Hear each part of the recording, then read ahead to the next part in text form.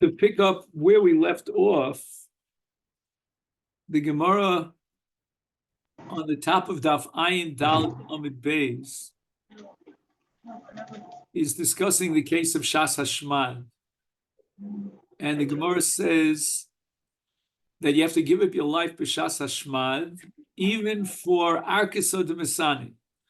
And you may recall that we mentioned there seems to be a machlokes between Rashi and the Rambam about Arkisa de Mesani. If you take a look at Rashi on the top of Daf Ayin Daled Amid Beis, he says Srochanal, we're talking about a shoelace, She'im derech ha'nochrim likshar kach, so the Gentiles will tie it this way, V'derech Yisrael b'inyan acher, but we tie it a different way. And Rashi says that even this kind of a change from the way they tie it to the way we tie it is indicative of a minhag. And Rashi says that we have to give up our life during Shas Hashmad, even to avoid violating a minhag. So if a guy puts a gun to you and he says, change this particular minhag or I'll kill you, you have to be willing to give up your life rather than violate a minhag. And that's what Arkasa de Mesani is an example of. It's an example of a minhag. However, as we ended our discussion last week, we saw the Rambam in Perek Hey, Milchus Yisodi Torah Halacha Gimel. And that's where the Rambam in Halacha Gimel of Perek Hey, Milchus Yisodi Torah, that's where he codifies the halacha of Shas Hashmad. And he writes the following. He says, V'chol advarim ha'elu shelo b'shas ha'gzera. So in other words, if it's shelo b'shas ha'gzera, and then we make distinctions between the Gimel Averos Chamuros, that you have to give it your life even b'tzina, and the Shar Averos only b'far Hesya. But with regard to Shas ha'gzera, Sheyamod Melech Rasha ki Nebuchadnezzar v'chavera v'yigzar gzera al Yisrael levatel dasam o mitzvah min ha-mitzvah. So take a look at what the nature of the gzera is. The Rambam offers two categories, not a third. Rashi would add a third, but the Rambam says the gzera was either levatel dasam or levatel mitzvah min ha-mitzvos. So let's keep in mind this sort of vague language of the Rambam, levatel dasam. What does he mean by that? Dasam is daled tav. But one thing is clear, the Rambam says levatel mitzvah min ha-mitzvos. They want to undermine one mitzvah. Yeharig val yavar. And the Rambam goes on to say that it doesn't matter whether it's Echad Bishar mitzvahs, whether it's in front of Asara, whether it's Beino Leveino, in all the cases, when the guy is decreeing that you should be mavatal a mitzvah in a mitzvahs, then Yehari Val Yavar. The Rambam doesn't mention anything about a minhag. And the impression you get is that the Rambam holds that if a guy wants to get you to violate one of the mitzvahs, then if it's b'far hesyav. But if it's b'shas hashmad, which means that a Rasha like Melech Nebuchadnezzar is trying to undermine the entire religion and observance, then you have to give up your life even on one mitzvah, and even if it's in private. So that's the halacha of tzina b'shar mitzvahs. So we have B'tzina for the Gimel Averos Chamuros. We have B'far Hesya for Shar Mitzvahs. And then B'Shas Hashmad, we go back to the halacha of B'tzina, which means we don't have Asar Yisrael. And the din is Yeharig Val Yav. And the Hagos Maimonios on the Rambam tries to figure out, is the Rambam arguing against Rashi because Rashi doesn't limit it to levatel mitzvah min mitzvahs. Rashi expands it to include even levatel minhag min minhagim. But Dagos Maimonides comes up with a big chiddush in the Rambam, and in the context of that chiddush, it could be that we could reconcile Rashi and the Rambam as being one shita, because Dagos Maimonides speaks about Arkasa de Masani, and he says that Arkasa de Masani, even though it's only a minhag that Klal Yisrael will change their shoelaces, etc., but nevertheless, he says that when the guy wants us to wear our shoes the way they wear their shoes, he says, based on the Rambam, in Perikid Alf Milchas Avodas Kochavim, that ein misdamim leovdei kochavim lo b'malbush v'lo b'seyar shenemar v'lo selchu b'chukoseim. So basically what Dagos Maimonides is doing here is I think he's bridging the gap between Rashi and the Rambam. Because when the Rambam speaks about levatel dosam, he means to change our ways and imitate the ways of the Goyim. And anytime we do that and violate a minhag b'Yisrael, like, for example, we dress a certain way, we speak a certain way, the Rambam gives an example of the way we cut our hair, and any of those changes come under b'chukoseim lo telechu. So therefore, according to the Rambam, bittul minhag really is equivalent to being mavatel a doraisa. And that's the revolutionary approach here of Dagos Maimonides, who was a Talmud of the Marami Rutenberg. So just to summarize, we thought that Rashi and the Rambam are on two different paths, and there's a wide gap between them. Rashi understands you have to give up your life even for a minhag b'shas hashmad. The Rambam holds it's got to be mitzvah min mitzvahs, and the Rambam doesn't have room for a minhag to generate Yehar Val Yavar. But now in Dagos Maimonides, who establishes a breakthrough revolutionary shita that every time there's a minhag b'Yisrael that we behave a certain way, and we have a different sociology than they do, in contrast to the Goyim, it comes under a bittul doraisa of bechukoseim lo selechu. So as Rashi is willing to stop at the word minhag, the Rambam wants to take the minhag and incorporate it into a doraisa. That's how it comes out according to the Hagos Maimonides. All this I just wanted to mention to finish up what we started last week, but we didn't get a chance to finish. So taking off your yarmulke would be Yehar Val Yavar during Correct. Shas Hashmad. Absolutely. And Bein l'Rashi or Bein l'Rambam, although for slightly different reasons. The Rambam would say that the yarmulke becomes minhag b'Yisrael. And the Rambam would say, no, it's a shiri malbush that comes under b'chukoseim lo telechu. But at the end of the day, even the Rambam is going to take a minhag, like wearing a yarmulke, and place it up on the board of the doraisas, and therefore incorporating it into the halacha of Yehar Val Yavar. But if you're near Europe and you wearing a generic hat over your yarmulke, you're not taking off your yarmulke. You're just wearing something that disguises the fact that you have that's a yarmulke okay. on. Nobody's going to say that you have to put on that yarmulke and expose it, on the streets of Arabia. I mean of Europe. I said Arabia, but I meant Europe. Anyway, so now we're up to the sugya of Esther. So let's clap on the table. We're on Daf Ayin Daled Amud Beis, and we're starting this major sugya. The Gemara is upset about Esther under the law of Bifarhesia. And we're going to focus today on the sheet of Rabenu Tam.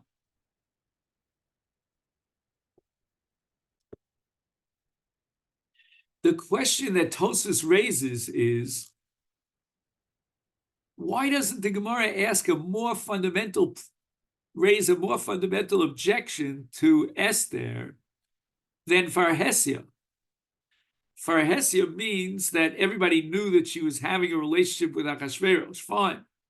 Maybe that's a little bit complicated because it doesn't have to be that the Averu was performed and implemented in the presence of 10, but with the knowledge of 10. And here it's the knowledge of the public.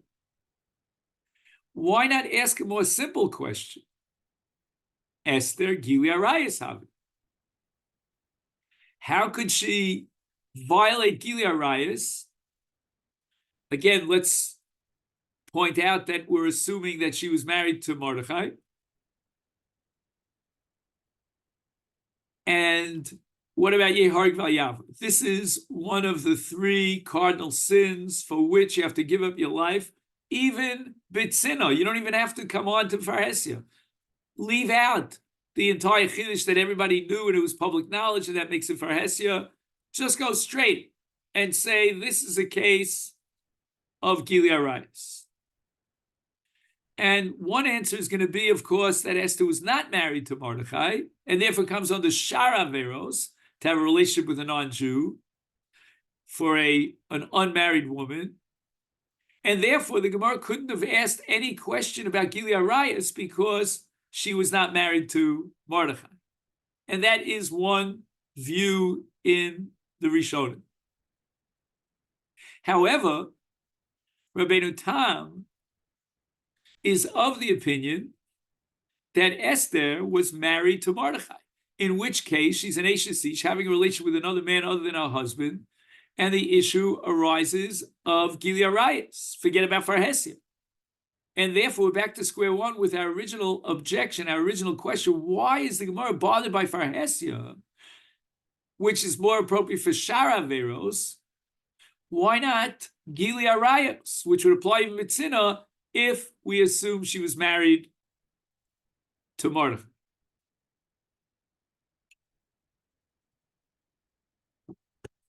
And now we have Rabenu Tam. Rabenu Tam is going to answer the following question: what qualifies as Gili Arayis? You're right, she's an Eshes Ish, she's married, and she's having a relationship with another man. But does it have to be a Jewish man, or could it even be a non-Jew, like Achashverosh? And here's where Rabenu Tam comes up with his revolutionary shita, that for a married woman, a Jewish woman who's married to a Jewish man, to have a relationship with a non-Jew, that is not Gili Arayis. And he quotes a pasuk in Yechezkel, Zirmas Susim Zirmosam. He agrees that's not recommended. He just says it's not Gili Arayis. Right. It comes under Shar Averos, Lo Tischatin Bam, which, by the way, is not just marrying a non-Jew, it means having an intimate relation with a non-Jew. So it definitely comes under Shar Averos. And the Gemara, therefore, is justified by asking B'farhesia, how could Esther violate Shar Averos B'farhesia? But we now, says Rabbeinu Tam, understand why the Gemara didn't object on a more fundamental level by raising the issue of Gili Arayis. And the answer is that having a relation with a guy is not Gili Arayis. This is the revolution of Rabbeinu Tam. And the Rivam in Tosfos is going to attack Rabbeinu Tam, and he's going to quote proof after proof that the bia of a guy registers according to the Allah. It's not Zirmas Susan. It's not just some sort of a, sodomy or something. Now, the proofs that the Rivam adduces to object to Rabbeinu Tam are from a principle, a halachic principle, which I'm going to ask you to write down on a piece of paper, because if you're not familiar with it and you don't know Baal Peh, then you're going to lose the rest of the shiur. So if you have a pen and a piece of paper, write down the following 4 words. Echad LaBoel, the Echad LaBoel. Now let's explain what those 4 words mean. And they are the basis of the Rivam's objection and rejection of Rabenu Tam. And it's all based on a sugya with regard in Yevamis Daf Mem Ches Amud Beis, with regard to Akuma Bal Bas Yisrael, a Gentile that had a relationship with a Jewish girl.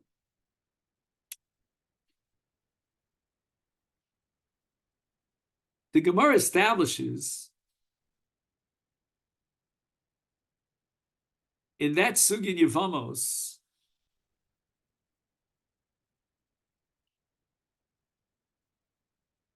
that if a guy has a relationship with a Jewish woman, whether she's married or not married, the Vlad, if she becomes impregnated and gives birth, I'm going to ask you the question, let's see if you can guess the answer 50-50, is the Vlad going to be a mamzer or not a mamzer? The Vlad is not a mamzer. Imagine. This applies even to a case, the Gemara says, where she is a married woman having a relationship with a guy, the child is not a mamzer. And this would seem to indicate that Rabenu Tam is correct. Mamzerus depends upon Gili Arayos. An act of Gili Arayos will generate Mamzerus. Why is it that the Gemara establishes that the child from a relationship between a Jewish married woman and a guy is not a mamzer? Where's the Gili Arayos? And the answer is, says Rabenu Tam, a guy is Zirmas Susim Zirmasim is not capable of reaching the level halachically, legally of Gili Arayos. So we have a basis to begin our discussion here of Rabenu Tam and defend Rabenu Tam. But again, all that is fine and dandy, but it's not going to answer the objections of the Rivam. Because the Rivam is going to prove that a relationship with a guy, in the case of a Jewish married woman, generates an Iser on the Baal. And she will not be permitted to resume her relationship with her husband. And he proves this. Now, Rabenu Tam, in that equation between Echad LaBoel and Echad LaBoel, was focused on the Boel. And Rabenu Tam paskined halacha l'maisa.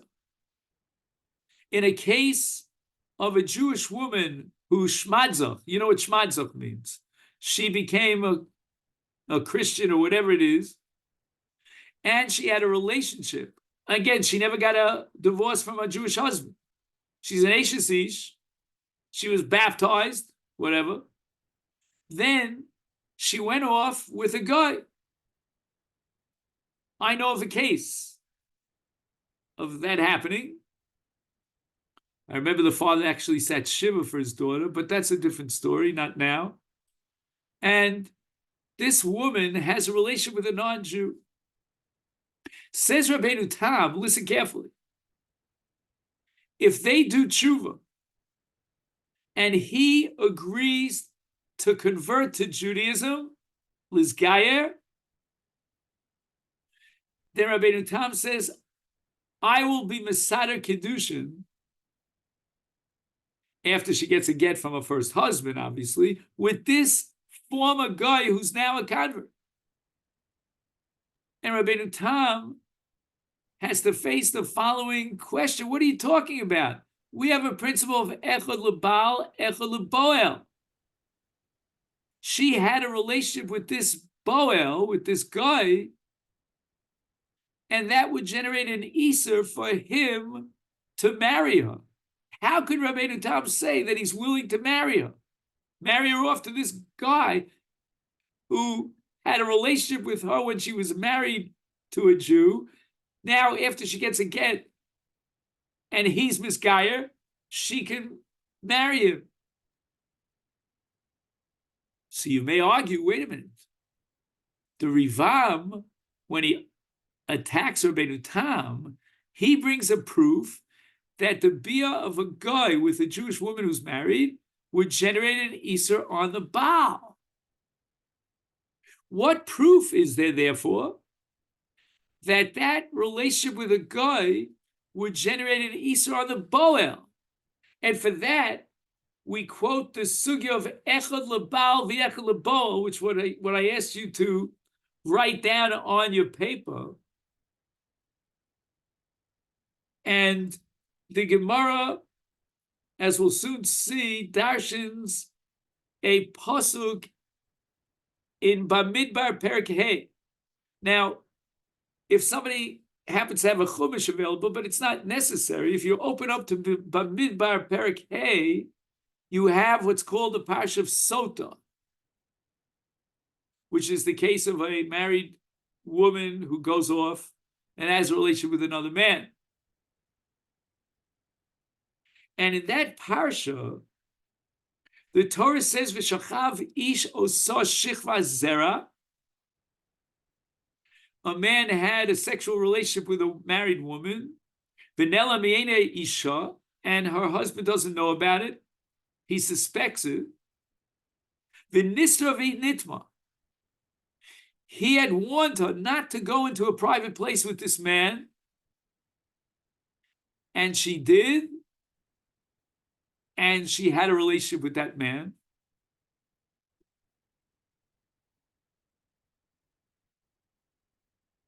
And the Parsha, again, do you have a chumash? Maybe again, I could get up and get a chumash. I don't want to disturb the flow. So open up to about Midbar Perek Hey, somewhere about Pasuk Yud Gimel, somewhere there, but it should say the word v'nitma twice. Can you find such a thing?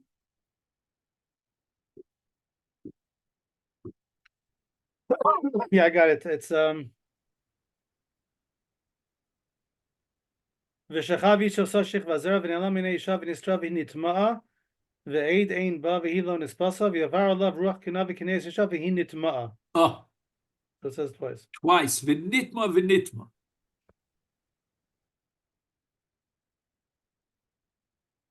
Now the Gemara derives from v'nitma, v'nitma. You don't have a Torah Tmima, do you there?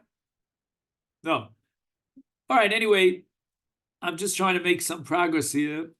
So I owe you the Torah Tmima. Anyway, the Torah Tmima is going to quote the sources for this. But in any event, the Gemara derives from the double language of v'nitma, Echad LaBoel v'Echad LaBoel. That as a result of her relationship, a married woman with another man, there are two isurim of tumah that are generated. One is LaBoel, she can no longer be married to her husband. And another isur to the boel. She's not allowed to have another relationship with the boel. So it's a double tumah.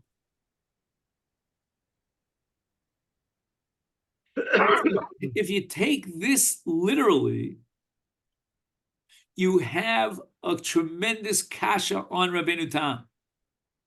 Because literally, the same identical tumah that was generated by her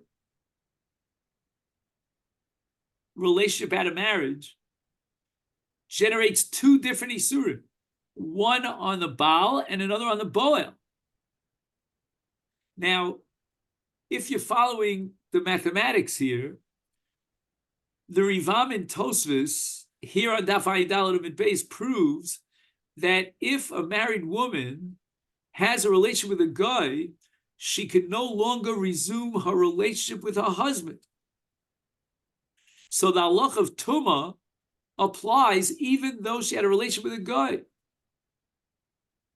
And therefore, how could Rabenu Tam allow this married woman, after she gets again, to be married to this guy who's the Boel after he's Miskayer?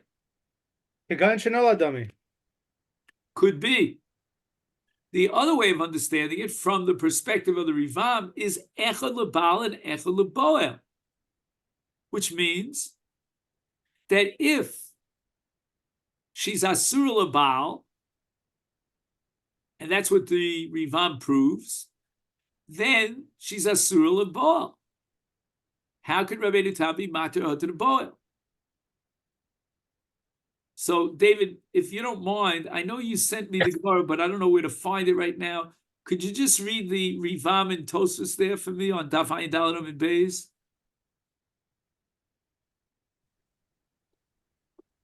If not, I can.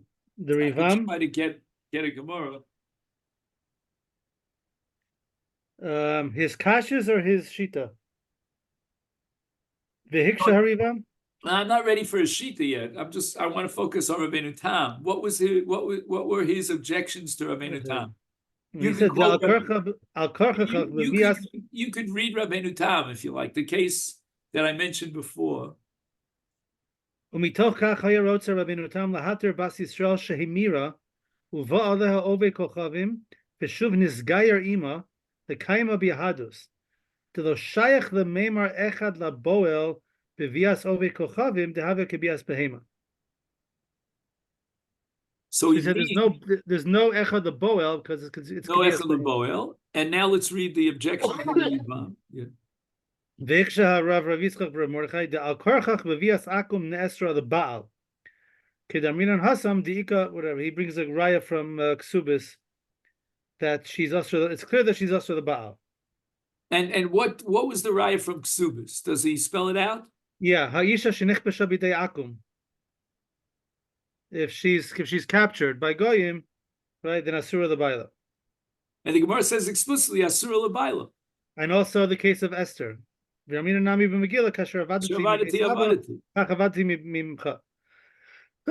basically, there's no question, bless you, there's no question in anyone's mind that the Rivam has absolutely convinced us that an Ashes Ish who has a relation with a guy is Asur al Baila.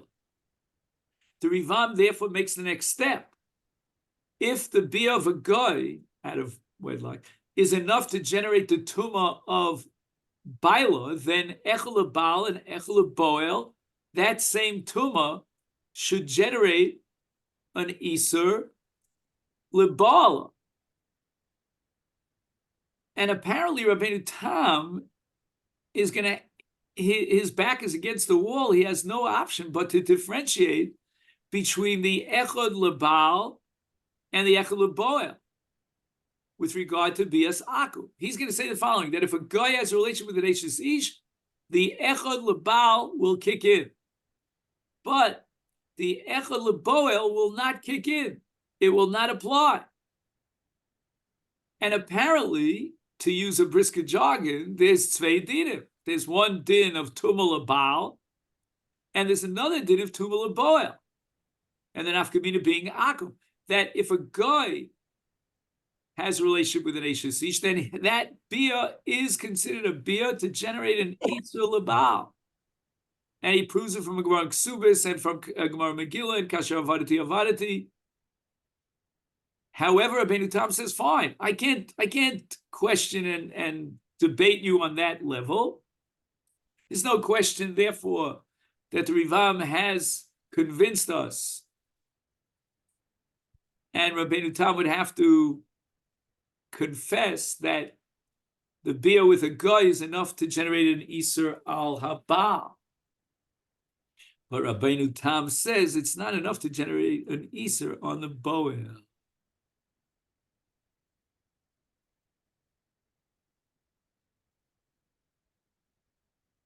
Now, keep in mind that as we began this sugya, we had a Gemara in Yevamis that said that Akam Abol Bas Yisrael Havlad kosher. He's not a mamzer. So Rabenu Tam understood from that Gemara that apparently Bias Akum is not considered Gili Arayos. And the nafkamina is going to be that she, after the Boel, the Goy is Miskayer, is allowed to have a relationship with this Boel. Why? Because the Isser of Echad LaBoel is a result of a Bia on the level of Gili Arayos. And Rabbeinu Tam proves from the Gemara Yevamis that the Bia of a Goy is not on the level of Gili Arayos. There's a halachic legal status called Gili Arayos, and apparently the guy is not up to par on that level. Therefore, the child is not a mamzer. And Rabbeinu Tam extrapolated from the fact that the child is not a mamzer, and the bia of a guy does not qualify as Gili Arayos. He says, therefore, there's no din of Echad LaBoel, and the Boel could go ahead and after his gerus and have a relationship with him. But Ribbon Shalom, we don't understand Rabbeinu Tam, because how could Rabbeinu Tam differentiate between the Baal and the Boel? If the guy had a relationship with her, she can no longer resume her relationship with her Baal. And that the Rivam has convinced us, and Rabbeinu Tam can't deny that. Rabbeinu Tam is going to say there's a separate din, a different din with regard to Echad Boel. And with regard to Boel, we must have Gili Arayos, and the bia of the guy does not qualify as Gili Arayos.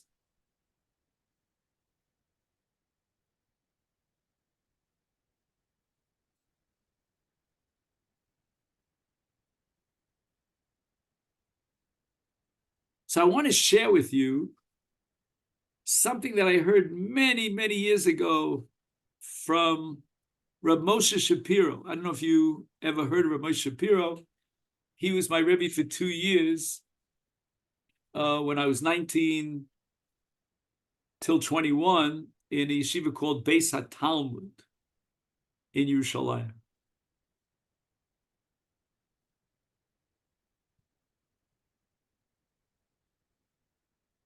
Reb Moshe had a Maharik.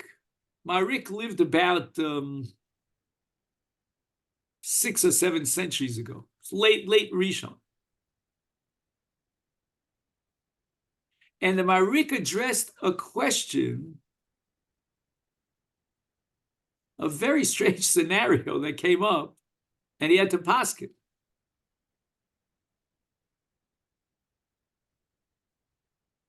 The case was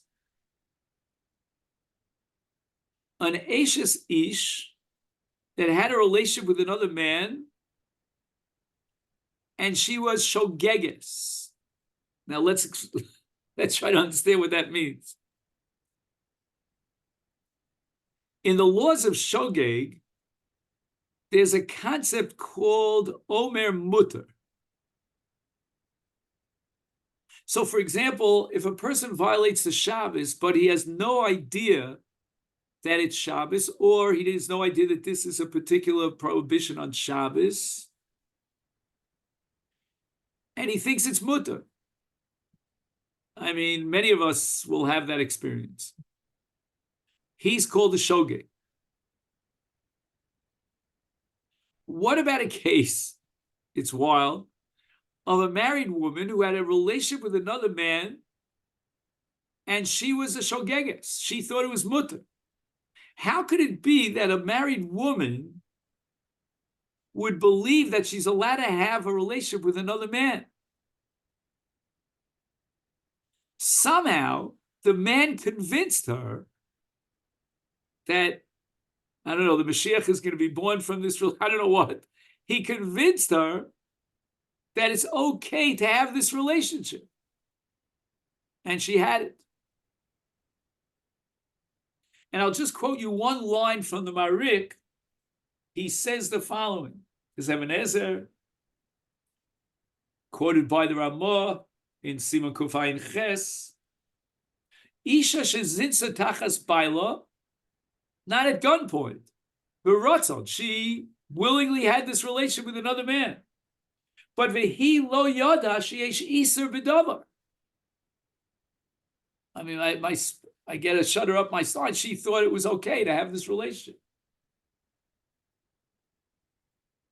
Says the Marik, Lanias daiti nira di ein lazu din shogeges.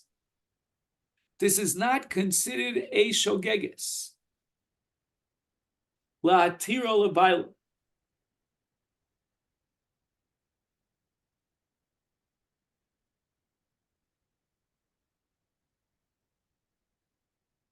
Now, wait a second.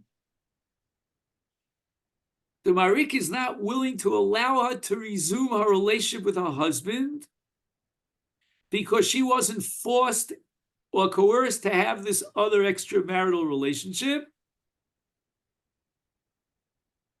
even though she was a shogeges, which it seems to me, if I remember correctly from what I heard from my Rebbe, Reb Moshe Shapiro, would be mafkia Gili Arayis.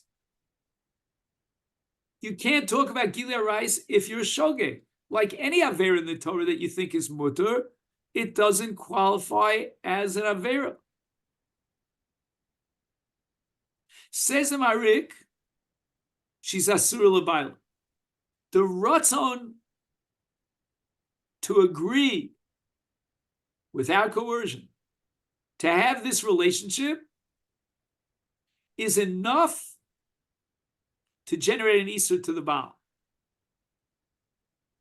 And now I would ask David if you have that pasuk in Bamidbar open.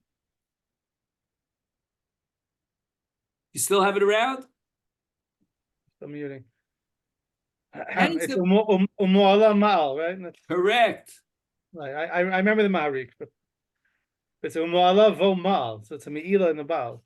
That's the opening line in the parsha, is it not? Well, it's Ish Kisista Ishta Umu'ala Vo Ma'al. Right. That's really the opening introduction.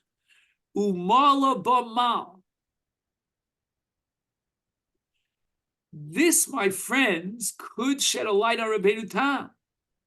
Because why does Rabenu Tam hold that there's no Isra on the Boel because it's not Gili Arayis, and yet there's an Isra on the Baal? And the answer is because the Isra on the Baal is generated by the fact that she had a relationship with another man, which, in a sense, undermines the entire relationship with her husband. Even in the case of Shogeges, says the Marik, and Rabbeinu Tam applies the same logic to a guy. She had a relationship with a guy out of marriage, and that itself fits under the category of Umala Bo Mal. In any event, the bottom line of this whole discussion is Tzvei Dinim. We have one din of Echad LaBoel and another din of Echad LaBoel. And the din of Echad LaBoel requires Gili Arayis. Rabbeinu Tam proves that Akum Abot B'Yisrael Havlad Kosher means that the guy's bia does not qualify as Gili Arayis. The Rivam has all these proofs that the guy's bia will generate an Isur on the Baal. The answer is the Isur on the Baal is a different halacha. And even if there's no Gili Arayis, it's not a result of the nature of the Isur, whether it reaches the level of Gili Arayis or not. It's a question of whether or not it constitutes or qualifies as a Me'ila Be'baila. Do you see where there are two Machaimim over here? There are two generators that generate Echad LaBoel, Echad LaBoel. One is Echad LaBoel, the other is Echad LaBoel. Echad LaBoel, it's the Chumras Havera that is qualified as Gili Arayis. But Echad LaBoel is a separate Tumah that's generated by Umala B'Mal, which would apply even without Gili Arayis, like in the case of Marik in Shogeges, or the case of Rabbeinu Tam in Bias Good. Whoa, did anybody follow that? It's a little bit complicated. I'd just like to add that in our world today, there are manipulative psychologists who manipulate their client into thinking certain things. And there's cult leaders. And so I don't know that you would say that it's the wife has her ratzon in this, but it's that she's been manipulated. It may not be coercion or whatever. It certainly is psychological games that are played to convince a woman that this is something permitted. But I think the Ma'arik would say it wouldn't matter, because by definition of the relationship of marriage, the fact that she's willingly having a relationship with somebody else, that itself by definition is a me'ila. Okay, so someone else is guilty for brainwashing her, but it's still a me'ila by definition. But David, I would wonder if there's some point beyond which even the Ma'arik would agree that this is not really me'ila. Maybe if she's drunk or if she's on drugs or, you know.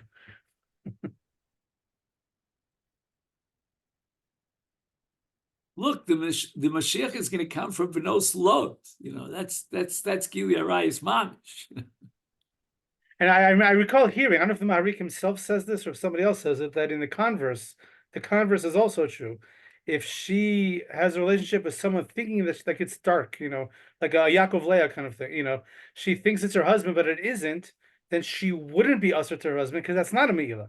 She didn't intend to have a relationship with somebody else. Excellent. It's good. That I never heard from a Moshe, I don't think. But that's the corollary.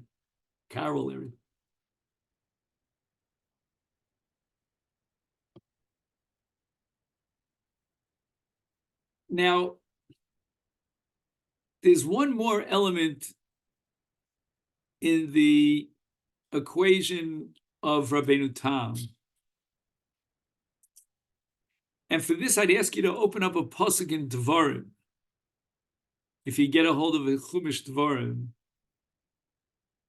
in Parshas Kiteitzei, Perek Chav Daled, pasuk Daled. Can you read that pasuk out loud? Dvarim Chav Daled, pasuk Daled.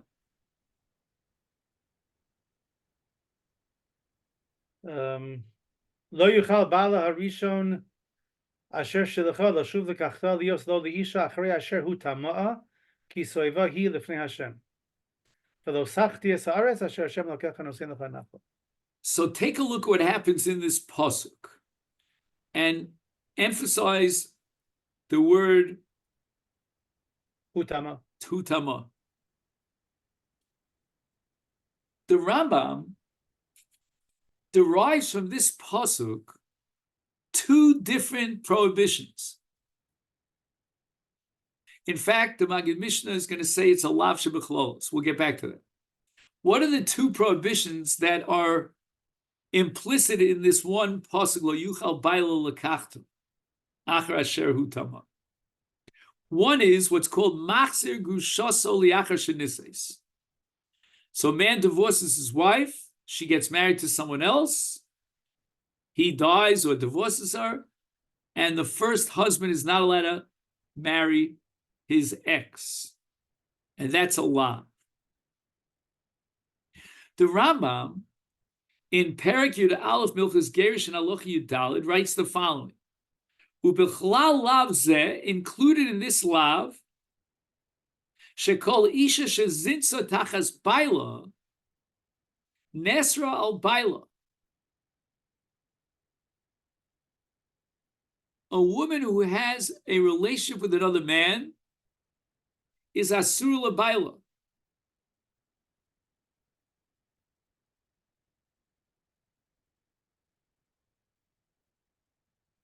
Shenemar achar asher hu tama.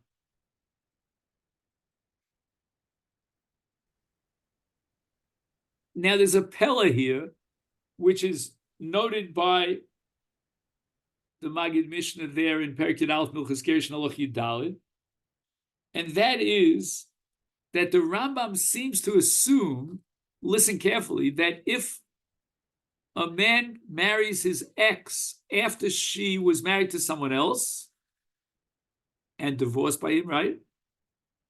He gets malchus, 39 lashes, because he violated the law of lo yuchal lekach.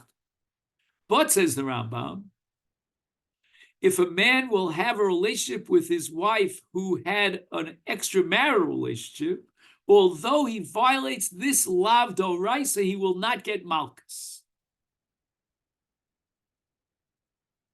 And the Maggid Mishnah comes up with a very, very sensitive kind of distinction, in which he differentiates between what's called pshuto shel mikra and Chazal, the way halacha Moshe Sinai, the way we understand traditionally to understand the pasuk. The simple pshat in the pasuk, lo yuchal lekachta achar asher sholcha. We're talking about a man who wants to marry his woman who he divorced. Says the Maggid Mishnah, that's pshuto shel mikra. And in such a case, he gets malchus if he remarries his ex after she got married. But Chazal expanded this lav to include even in a case of Eishes Isha Zinsa. But nevertheless, there's no malchus, because that's not the ikar alav. The ikar of the lav is to marry his ex.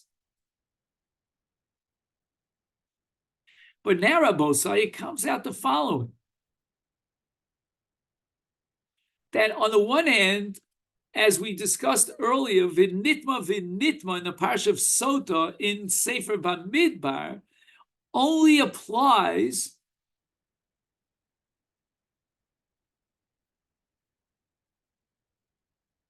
forget about that. Not only applies, leave out those words. Will generate an Isur on the Baal under the parsha of Sota. Now we have a parsha in Kitetze of a lav that he cannot have a relationship with his wife after she had a relationship with another man. And that comes under a lav, albeit without malchus, but a lav.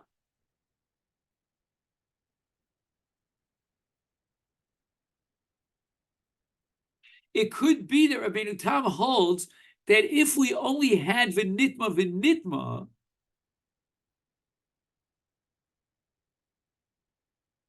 then we would require Gili Arayis. And the case of a guy, if his wife had a relationship with a guy, would not come under v'nitma. Because v'nitma means in the parsha of Sota, Gili Arayis. But Akama Bo Basrol ain't a Vlad Mamzer. But now we have another lav of Lo Yuchal Bail Lekachta, which according to the Rambam generates an Isa to take back either his ex or his wife who was Zinsa Tachta. The Rambam clearly is not like the Maharik, right? I'm not going with the Maharik yet, but hold on. The Rambam clearly doesn't hold that way because. Wait, just give me one more minute because I'm sorry, I'm just trying to develop an idea. What I'm trying to explore and present is that with regard to an Eishes Isha Zinsa, Legabi Baila, there are two different Isurim in the Torah. One derived from the Parsha of Soto, which is Gili Arayis Mamish, which is V'nitma, and another lav in the Torah that's derived from the Parsha of Machzir Gushoso in Kitetze. Is it possible, therefore, that Rabenu Tam understood that since the Parsha of Kitetze has nothing to do with the Boel, but only exclusively with the Baal, therefore the Isur with regard to the Baal, what the Torah is adding on the second level on top is an Isur to the Baal, even when there's no Gili Arayis, just because of the Mises Nus. So David, how do you want to relate this to the Marik? I wasn't thinking about the Marik at this point. The Rambam, I think, cannot hold like the Maharik, because according to the Rambam, Just like Machzir Grushaso, the fact that she had a relationship with somebody else, it doesn't matter the circumstances. That seems to be what the Rambam is saying, right? Right. That what I'm saying is, therefore, the Rambam might say that Goy generates an Eser on the Baal. You know what I'm saying? I don't have to go through. Why? Because of the second lav, which doesn't apply to a Boel, but only applies to the Baal. And therefore, you don't say Echad LaBoel and Echad LaBoel, although what the Rambam would agree that from the perspective of V'nitma, we would take into consideration both in the Isa LaBoel and Isa LaBoel that is a Gilead Rice, is it not? And therefore, Goy is Zirmas Susim Zurmosim is not a Bias Gilead Rayas. But since in the case of the Baal, there's another lav in the Torah, and that lav in the Torah applies whenever she had his nus, there's no requirement of Gilead Rayas. But that only applies to the Baal and not to the Boel. Okay. Now, the balance of the shir, I wanted to talk to you about the Baal Hamor, not the Baal Hamor of last week. So don't get nervous. But another Baal Hamor. And that other Baal Hamor, which is right here in Sanhedrin, addresses the following question. With regard to the Gimel Averos Chamuros, for which the halacha is Yeharg Val Yavar,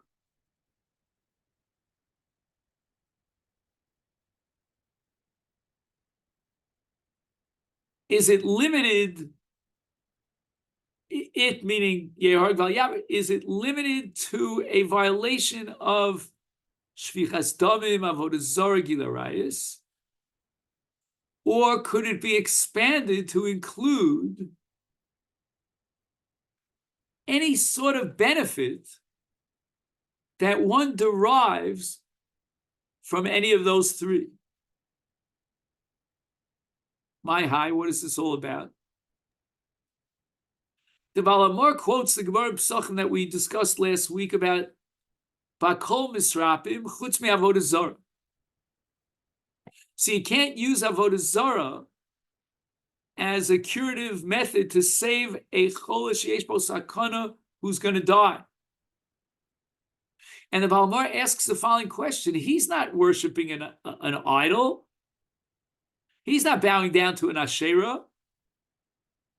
Maybe there's an Asherah tree, which is Avodah Zarah, and he extracts a certain serum which has medicinal powers. I don't know why dafka that tree and not any other tree, but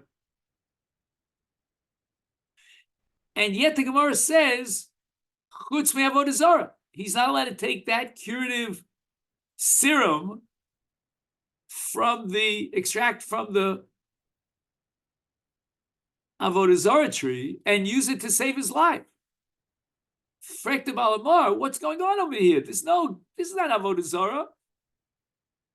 He's not worshiping any. Oh, I see the Miskad is back. Okay, so he's not worshiping any idols. He's not bowing down. But he's having benefit from a chefetz of Avodah Zarah. The Baal Hamor has another case. Is a case of a man who has a tremendous, intense desire for a woman, a certain woman, and the psychiatrist says that he's going to die. But the psychiatrist says that if this woman, who's an erva, will either unrobe or speak to him in a very romantic, in a secretive way, me'achorei apargod, it might save his life. And the Gemara says Yamus v'al tamod lefanav haruma. Better that he dies rather than that. Balamori asks, what's going on here? He's not having a relationship with the Erefa. There's no Gili Arayas here. Says the Balamori, he's having Hana from Gili Arayas. And that itself generates the Yeharg Valyav. Now, let's not get confused between the Balamor and the Ran. The Ran in Sanhedrin is going to come up with a brand new category, which is called Avizrayu. And what it means is that as far as Yeharg Valyavar is concerned, there are extended, or shall we call it, branches of these three Averos that come under Avizrayu. Avizrayu means like an associative violation. But that's not the Balamor. B'li neder, next time we'll go through the Balamor, might be after Pesach, I don't know when, but we'll see that the Balamor doesn't mention Avizrayu. The Balamor says he's getting on Noah by saving his life from something that's defined as Gili Arayas or as Avodah Zarah.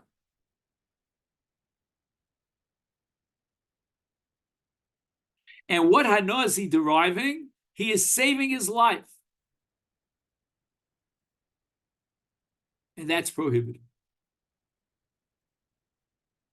Sorry, put it another way. If you took an apple off an Asherah and you ate it, just would there be right? An So that's a violation of a law called Lo Yidak Biyodcha Me'uma Min Acherim. You're not allowed to have Hanoah from Avodah Zarah. The Ran is willing to say that lav of having Hanoah from a Chefta of Avodah Zarah comes under Avizrayu. The Balamor is saying that you want to save your skin by benefiting from Avodah Zarah, and that you're not allowed to do. Or in the case of Aruma, you want to benefit and save your life from an erva. Even though the Isur itself is not Isur, it's not an Isur Misa. There's no Chayav Misa there. For sure not. Not only that, according to Balmor, he doesn't seem to even agree that Isur of Talmud L'fon of Haruma would fall under a violation of even a lav of Gili Arayas. Again, it might be harchaka from erva. Right? The Torah says Isha b'nidasa lo sikravu. So it might be a krevel arayas. But many Rishonim are of the opinion that krevel arayas is only an Isur d'Rabbanan. It's not even a Doraisa.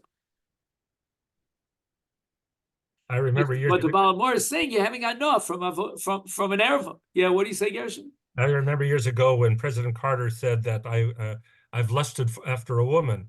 He was, and I remember a Jewish conversation saying, "Oh, but that was a thought, that was a feeling, it wasn't an action." And we within Judaism, this is not a transgression, it's not an avera. Do you remember that expression that he said? So the famous interview. They were saying it's not an avera.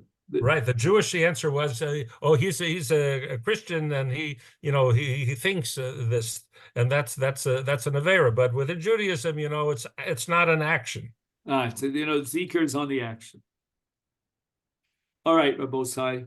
What time did we say? We said 7:35 to 8:35. No, 7:25 to 8:25. 7:25 to 8:25. Yeah. Right. So I'm going to stop here. The Daf Yomi today was very exhausting.